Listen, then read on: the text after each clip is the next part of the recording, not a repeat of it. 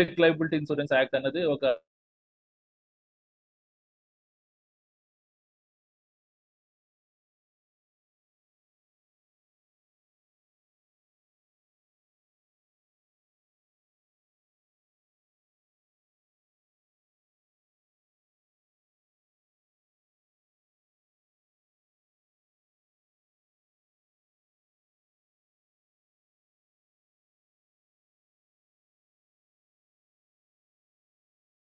result of handling any right.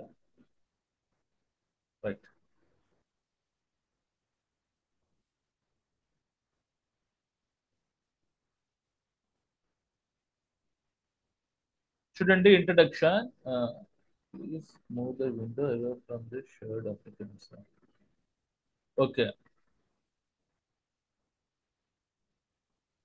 The main objective of the Public Liability Insurance Act 1991 is to provide damage to the victims, properties of an accident which occurs as a result of handling any hazardous substance. అంటే public liability insurance act అనేది ఒక mandatory policy. ఇది ఏంటి cover చేస్తుందంటే ఏదైనా ప్రమాదకరమైన chemicals ని handling చేస్తున్నప్పుడు దాని ద్వారా ఎవరైనా వ్యక్తులు చనిపోయినా, మేజర్ ఫైర్ ద్వారా ఆస్తి ధ్వంసమైన ఈ పబ్లిక్ లైబిలిటీ ఇన్సూరెన్స్ యాక్ట్ అన్నది మనకి అప్లికబుల్ అవుతుంది అనమాట. The act applies to the all owners associated with production or handling of the any hazardous chemicals. అంటే ఈ పబ్లిక్ లైబిలిటీ ఇన్సూరెన్స్ యాక్ట్ అనేది ఎవరైతే ప్రమాదకరమైన కెమికల్స్ ప్రొడక్షన్ చేస్తున్నా, నిర్వహిస్తున్నా ఈ పబ్లిక్ లైబిలిటీ ఇన్సూరెన్స్ యాక్ట్ అనేది ఆ కంపెనీస్ కి అప్లికబుల్ అవుతుంది. ఆల్ ఎంఏహెచ్ యూనిట్స్ కి ఈ పబ్లిక్ లైబిలిటీ ఇన్సూరెన్స్ యాక్ట్ అనేది అప్లికబుల్ అవుతుంది మ్యాండేటరీగా. Okay, coming to the next scope of issue of 3 types of public liability policies. అంటే పబ్లిక్ లైబిలిటీ పాలసీస్ యొక్క పరిధి ఎంతవరకు ఉంది? 3 రకాలట. ఫస్ట్ ఏంటి? Public liability non industrial risk for offices, hotels, cinema houses, hospitals, schools కి ఈ public liability non industrial risk అనేది అప్లికబుల్ అవుతుంది. ఇది మ్యాండేటరీ పాలసీ కాదు, తీసుకుంటే తీసుకోవచ్చు, లేకపోతే లేదు. Next public liability industrial risk for godowns, ware, factories. అంటే జనరల్ గా ఇది కూడా మ్యాండేటరీ పాలసీ కాదు, తీసుకుంటే తీసుకోవచ్చు, లేకపోతే లేదు. ఏదైనా గోడౌన్స్ లో మన food products like food corporation of India వాళ్ళు ఫుడ్ ప్రొడక్ట్స్ అవన్నీ పెడుతుంటారు కదా, వాటిలో, వేర్ హౌసెస్ లో, ఫ్యాక్టరీస్ అంటే మన రైస్ మిల్స్. మన రైస్ మిల్స్ లో కూడా పుట్టు వస్తుంది కదా, అది కూడా ఫైర్ హాజార్డ్స్ కలుగజేస్తుంది. వాటికి ఈ policy public liability industrial risk అనేది అప్లికబుల్ అవుతుంది. Coming to the third policy public liability insurance act 1991. ఇదే important. This is a mandatory policy to be taken by the owners, users are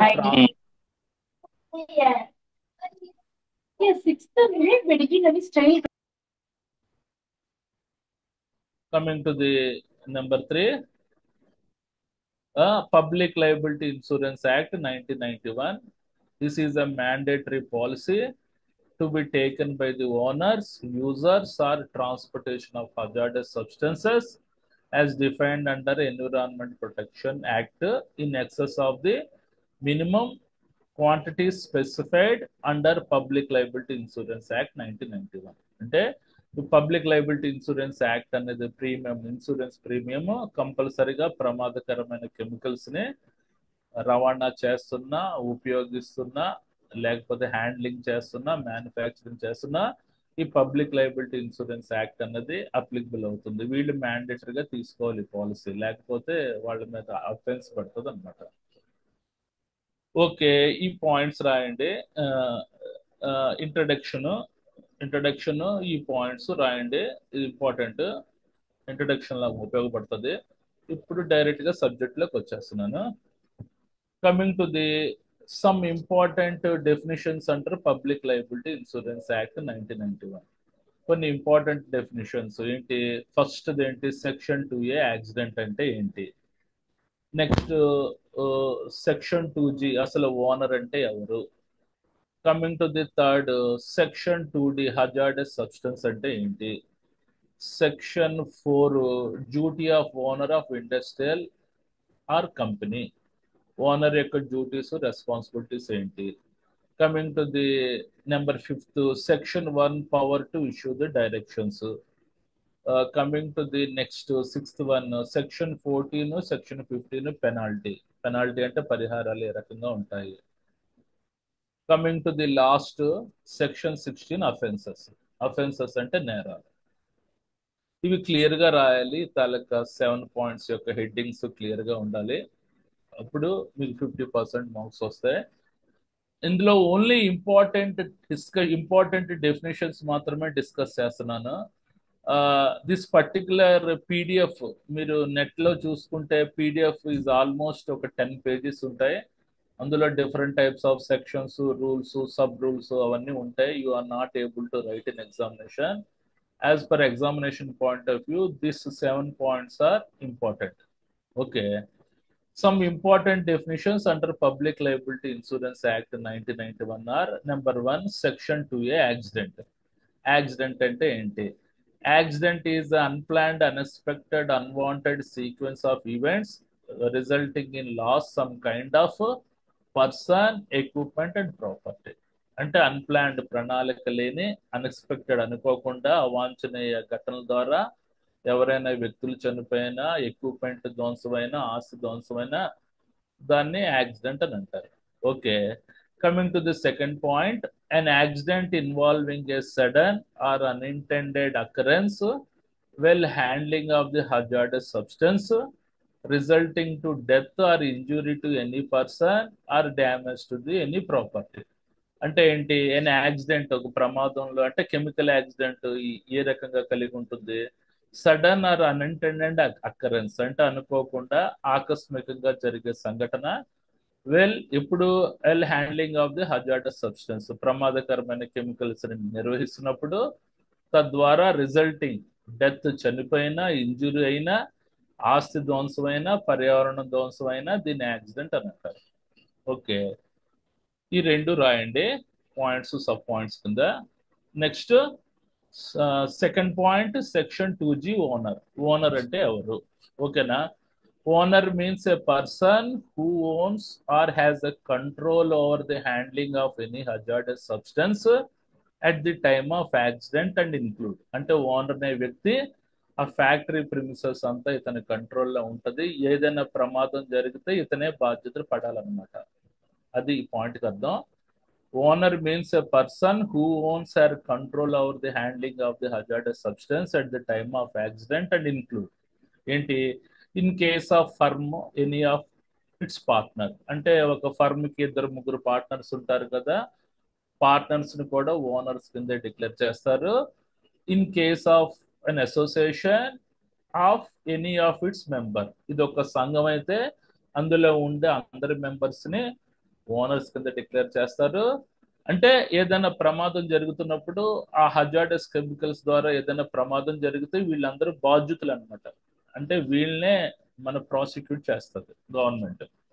coming to the third, in case of company are any of its directors, secretary, manager or other officers who is directly charged and is responsible to the company for the conduct of business of the company. For example అది మన private limited company అనుకో, like దిబ్బీస్ laboratories అనుకోండి.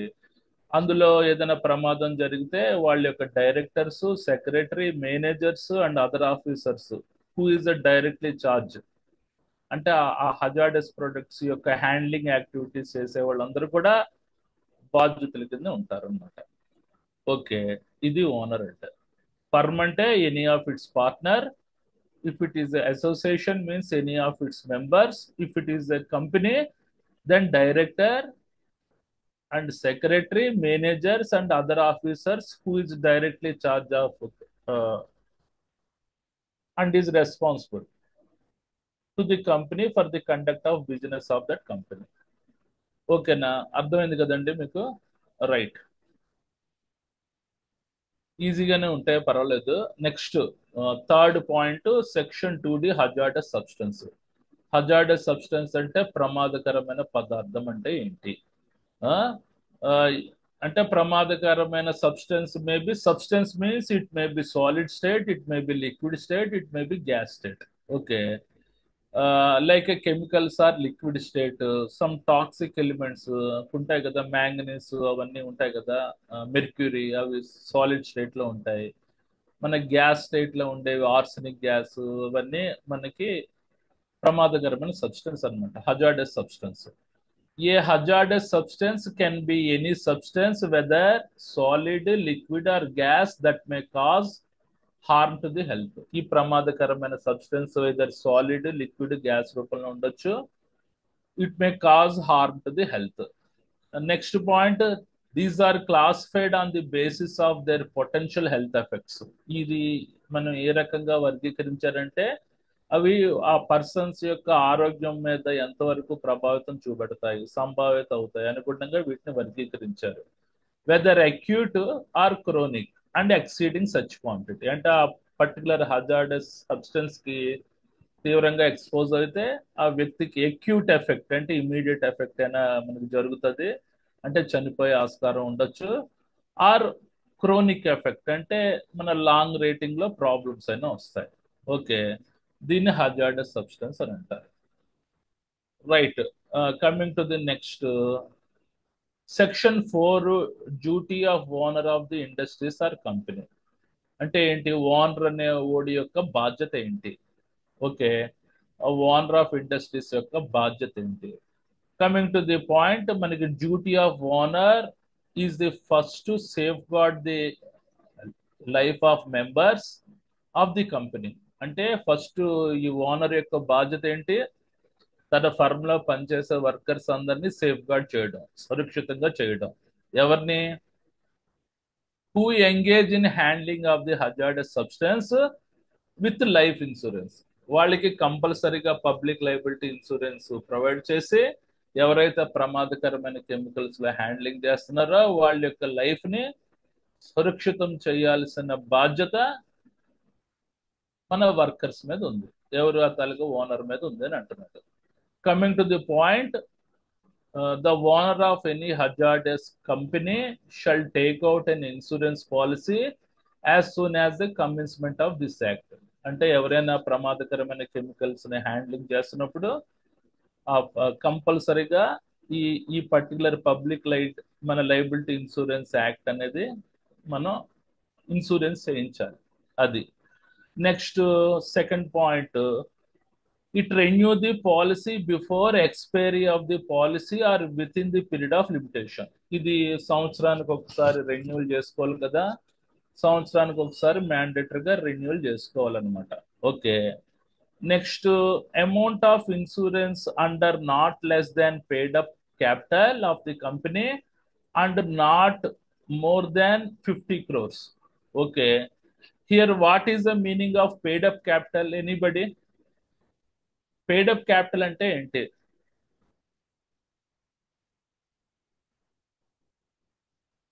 పేడ్ up capital అంటే చెల్లింపుల యొక్క మూలధనం.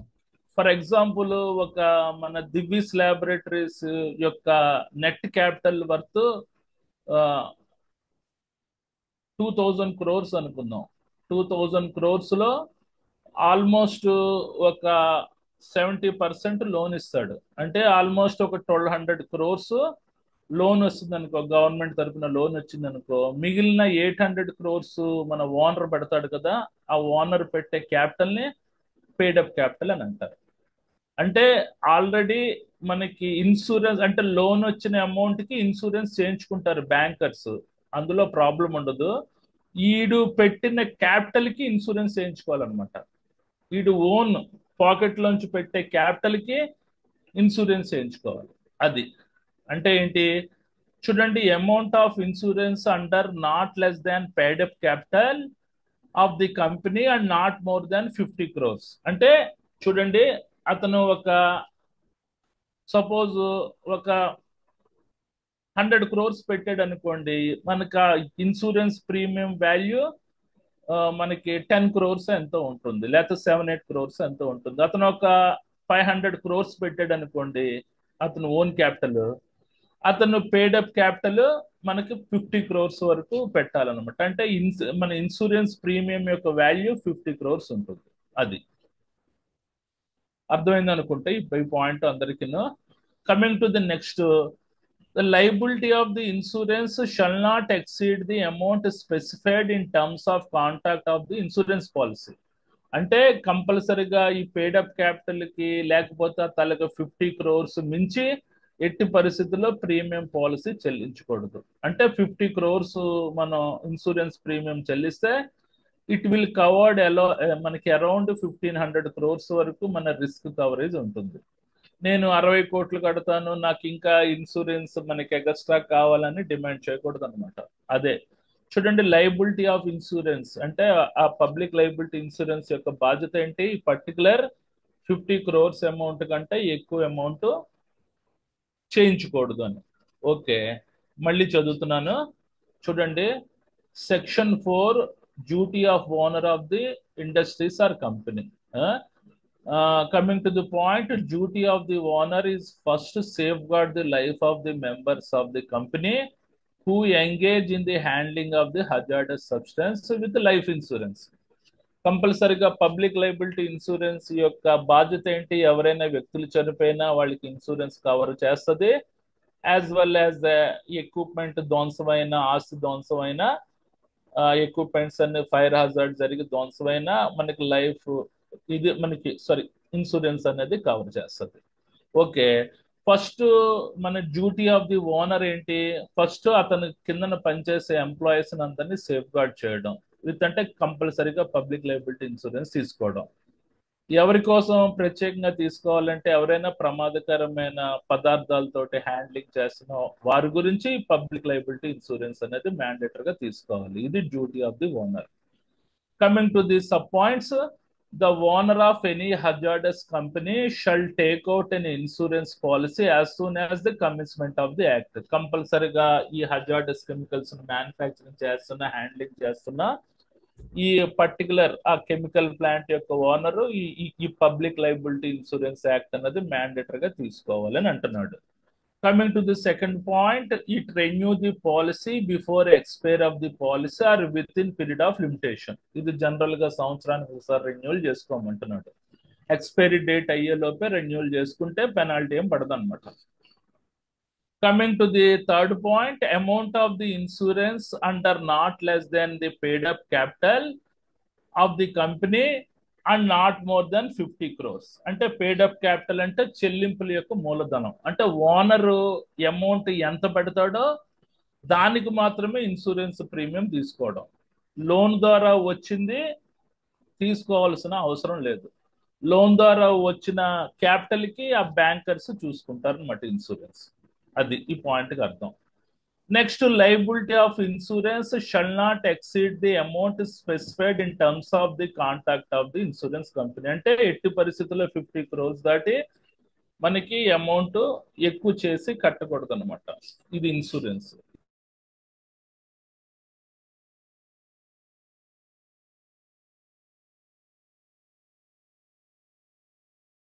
Directions అంటే మార్గదర్శకాలు, సెంట్రల్ గవర్నమెంట్, స్టేట్ గవర్నమెంట్ యొక్క పవర్స్ ఏంటి, మార్గదర్శకాలు జారీ చేయడానికి.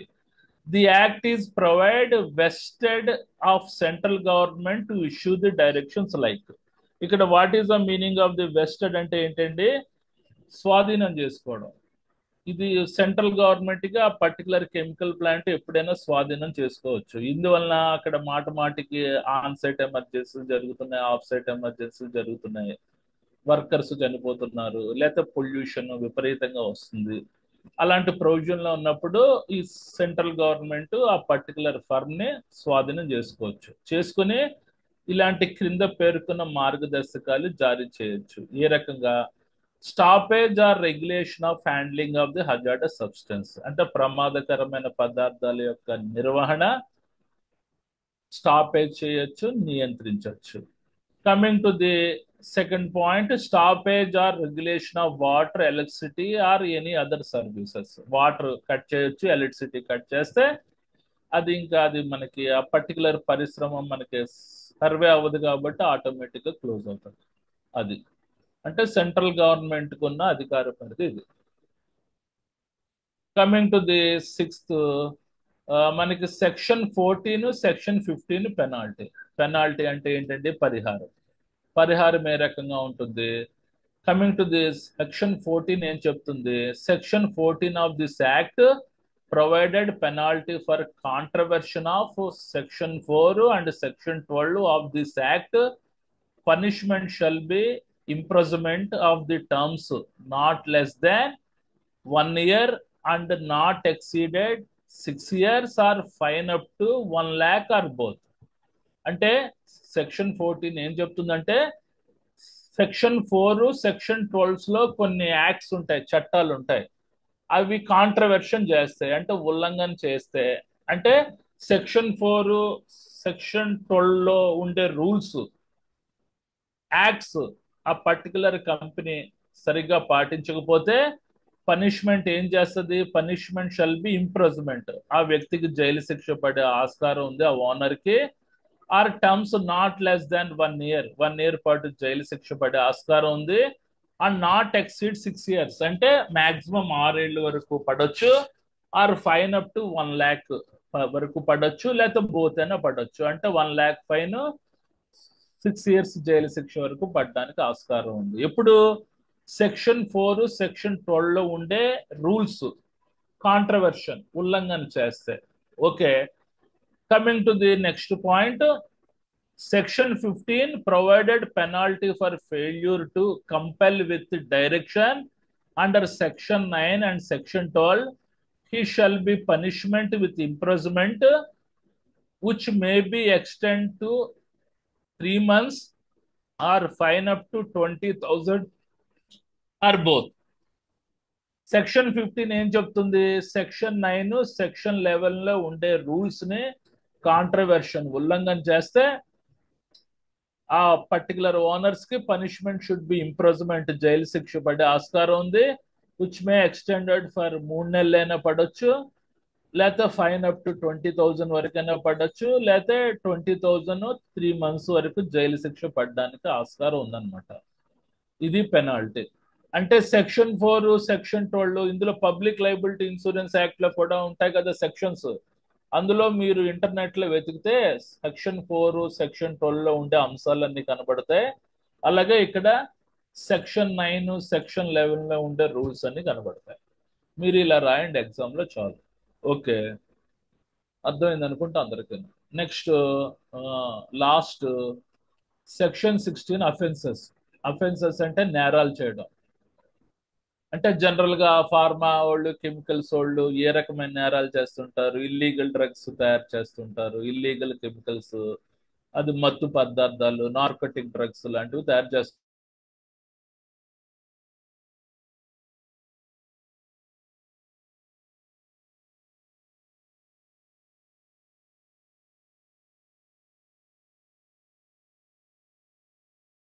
చెప్తుంది ఏ అఫెన్సెస్ బై మనకి ఏ రకమైన శిక్షలు వేస్తారు. If offences under this act has been committed by the private companies, every person at the time of offence was committed directly in charge was responsible for the conduct of business. అంటే ఎవరైనా private కంపెనీలో నేరాలు లాంటివి ఏదైనా చేస్తే ఆ particular direct in charge అంటే manager క్యాడర్లో ఉన్న వ్యక్తుల్ని బాధ్యతలు చేసి అతన్ని జైల్లో పెట్టడానికి ఆస్కారం ఉంది. Coming to the second point, if the act is done with the consent of the company, director, manager, and secretary, or other official are deemed to be liable. అంటే ఇలాంటి నేరాలు ఆ పర్టికులర్ కంపెనీ యొక్క డైరెక్టర్స్ కి, manager కి, సెక్రటరీకి తెలిసే జరుగుతుంటే వాళ్ళు కూడా మన శిక్షలకి బాధ్యతలు అవుతారు అనమాట. డీమ్డ్ టు బి లైబుల్ అంటే వాళ్ళు కూడా బాధ్యత వహించాల్సి వస్తుంది. ఓకే, కాబట్టి ఎవరు చేయకూడదు, అఫెన్సెస్ చేయకూడదు. Coming to the B, offences done by the government department.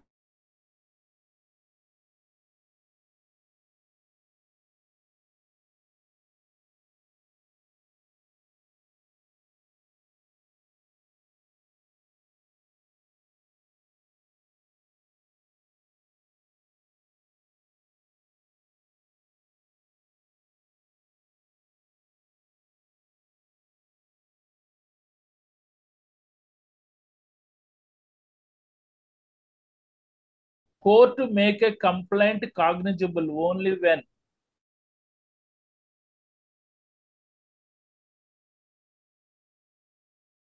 authority to appoint. అంటే ఆ పర్టికులర్ సెంట్రల్ గవర్నమెంట్ ఒక అధికార ప్రతినిధుల్ని అపాయింట్ చేసి అతనికి మనకి శిక్ష పడాలా లేదా అని వాళ్ళు చూసుకుంటారు. Coming to the 60 days notice by the person to the central government. ఒకసారి సెంట్రల్ గవర్నమెంట్ అథారిటీ పీపుల్ అతనికి నోటీస్ ఇస్తే ఆ పర్టికులర్ గవర్నమెంట్ కంపెనీ సంబంధించిన చీఫ్ మేనేజర్, చీఫ్ ఇంజనీర్ అతని యొక్క ఎక్స్ప్లెనేషన్ 60 రోజుల్లోపు చెప్పుకోవాలి. లేకపోతే అతన్ని కూడా ప్రాసిక్యూట్ చేసి జైల్లో పెట్టే ఆస్కారం ఉంది. అంటే జనరల్ గా గవర్నమెంట్ కంపెనీస్ అఫెన్సెస్ చేయరు, ఎక్కువగా ప్రైవేట్ కంపెనీసే అఫెన్సెస్ చేస్తారు. అది దీంతో అయిపోయిందండి. ఏమైనా డౌట్స్ ఉంటే అడగండి. Any doubts?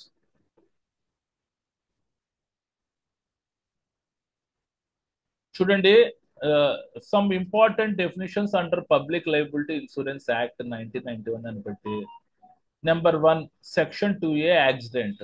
ఈ 2 పాయింట్స్ రాయండి.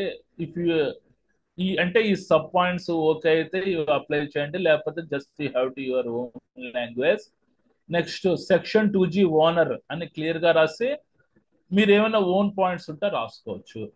Coming to the section 2D hazardous substance అంటే ఏంటి, క్లియర్ గా సెక్షన్ ప్రొవిజన్ రాయాలి. సెక్షన్ 4 మనకి duty of owner of the industries or company. 5th section 1 power to issue the directions. Coming to the next section 14 and section 15 penalty ఏ రకంగా ఉంటుంది. Coming to the last section 16 offences. అందులో A B offences by the private company or offences by the government department. ఈ points అన్ని clear గా రాయండి. Okay, ఏమైనా doubts ఉంటే అడగండి. ఇది ఈ particular topic is under environment legislation. Environment legislation లో ఉంది పబ్లిక్ లయబిలిటీ ఇన్సూరెన్స్ యాక్ట్ అన్నది. ఇది ప్రీవియస్ పేపర్ లో repeated more than 3 to 4 times. Okay, public liability insurance చెప్పండి సార్. క్యాపిటల్ ఎలాగా పబ్లిక్ లయబిలిటీ ఇన్సూరెన్స్ ఎలా అప్లై చేస్తారు ఒకసారి? Public liability insurance total capital కి ఎలా, టోటల్ క్యాపిటల్ కి ఎలా ఇన్సూరెన్స్? ఓకే, మంచి డౌట్ అడిగారు. ఇది చూడండి, paid-up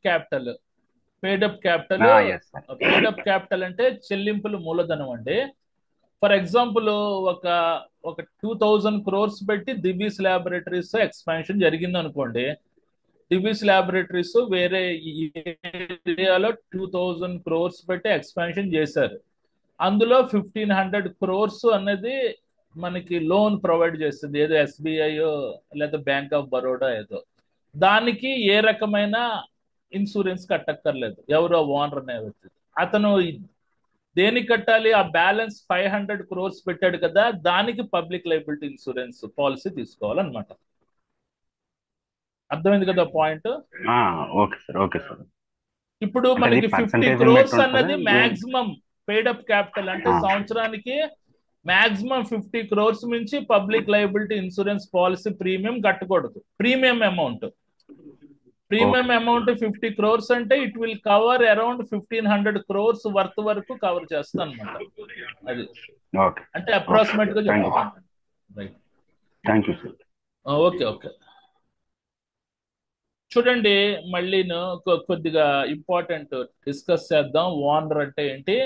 owner means a person who owns or has a control over the handling of the hazardous substance at the time of accident and include. అంటే ఆ కెమికల్ యాక్సిడెంట్లు జరిగినప్పుడు ఈ ఓనర్స్ నే మనకి ఏంటి బాధ్యతలు చేస్తారనమాట.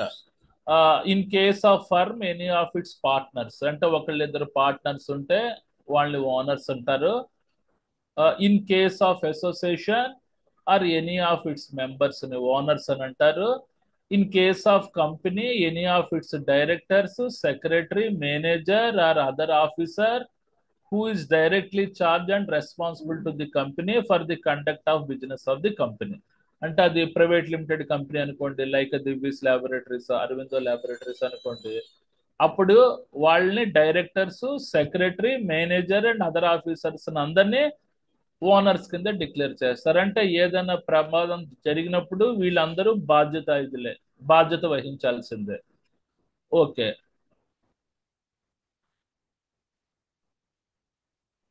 నెక్స్ట్ హజార్డస్ సబ్స్టెన్స్ ఈజీగానే ఉంది definitions. Next section 4 duty of owner of the industries or company. అంటే ఓనర్ యొక్క బాధ్యత ఏంటి?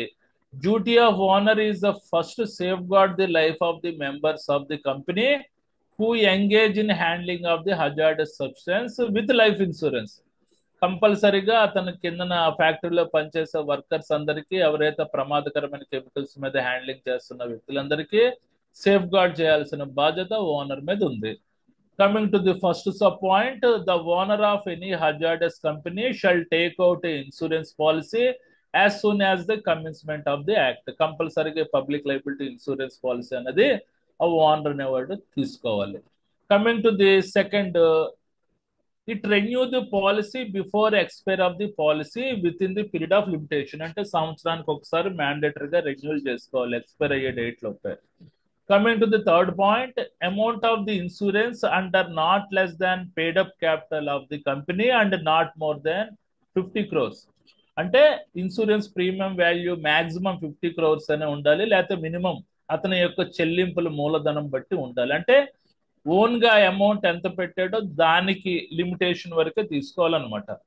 Coming to the liability of the insurance shall not exceed the amount specified in terms of contract of the insurance policy. అంటే పైన పేర్కొన్న 50 crores దాటి ఎట్టి పరిస్థితుల్లో ఇన్సూరెన్స్ అమౌంట్ ఎక్కువ చేసి కట్టకూడదు. Coming to the power to issue direction, ఇక్కడ మనకి సెంట్రల్ గవర్నమెంట్ కి ఏమున్నాయి పవర్స్, వాళ్ళ ఆ పర్టికులర్ కెమికల్ ప్లాంట్స్ లో, ఆ పర్టికులర్ ఎంహెచ్ యూనిట్స్ లో మాటిమాటిగా హజార్డ్స్ అవుతున్నాయి, ఫైర్ యాక్సిడెంట్లు అవుతున్నాయి, మన పొల్యూషన్ ధ్వంసం అవుతుంది, అలాంటి వాటికి ఆ,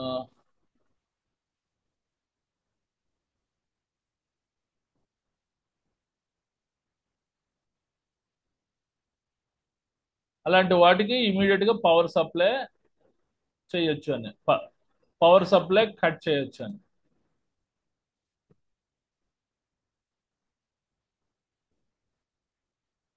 రైట్.